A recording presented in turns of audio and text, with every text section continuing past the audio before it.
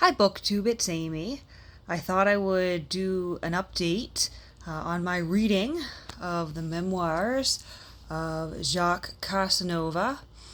I think it's been 2 or 3 months since I started to read Volume 1 here, and I was enjoying it, but I set it aside, and it was just last week that I picked it up again. And where I had left him in my previous discussion, was serving in the military, and he had had a bit of a kerfuffle when he exposed a man who was pretending to be of noble birth when he was no such thing.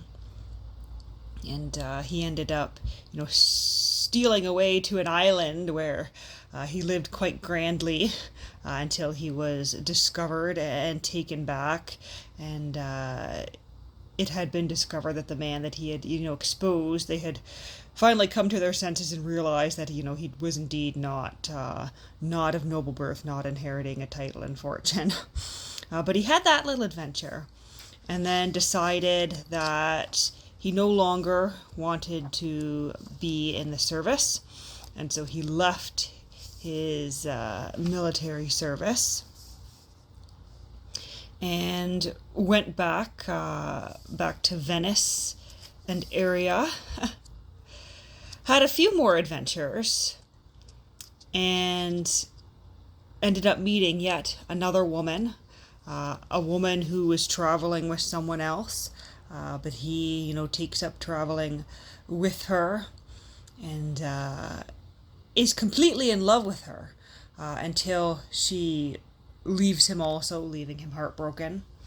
And then he meets another woman in a boat. And that woman is there in the boat with her father. And it seems he fully intends to marry her. He's smitten. He's smitten and talks about marriage and says that he's going to have his benefactors, arrange things so they can get a marriage license and be married.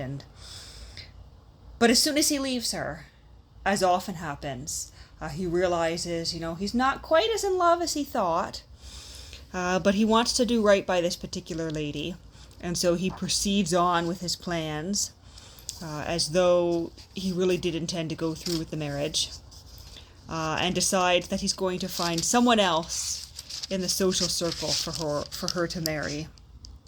And that does indeed end up happening. She ends up marrying someone else of position and wealth, and she and her father are quite happy. And I think Casanova himself is almost a little bit surprised at how content she is.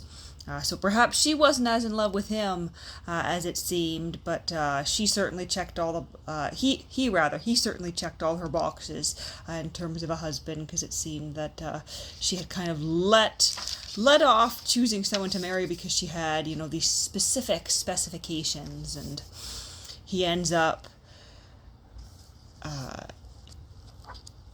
sort of weaseling his way in to getting another benefactor. Just by, this odd chance where he ends up meeting this man in a moment of illness and staying by this man's bedside and insinuating himself into his life. This man is, of course, grateful, decides to be his benefactor, and he has a way of doing that. He's done that several times in what I've read so far, where he talks his way in to a higher society than he's currently in. He talks his way into, being influential and getting, resources and money, which then leads him to be able to talk his way into the romantic interests of the women that he meets. And for the most part, he meets a woman that he's quite taken with, but he loses interest very, very quickly, and will often kind of abandon them, even though he's made promises.